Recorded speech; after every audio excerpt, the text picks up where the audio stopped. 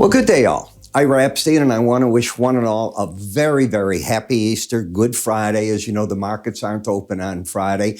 I am taking a personal day on Thursday, the 28th of March. So you won't be getting any of my updates until, I know this sounds like a joke, but it's April 1st, April Fool's Day. I'll be back in the morning and then in the evening for your market wrap-ups. Suffice to say, you might want to take advantage of our free offerings, and there are many for you to choose from. This is only part of them.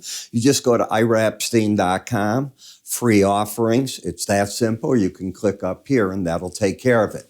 Again, I will catch up with everybody on April 1st. You have a great holiday. I'll be with the family just like everybody else, and I'll catch you on Monday. Take care.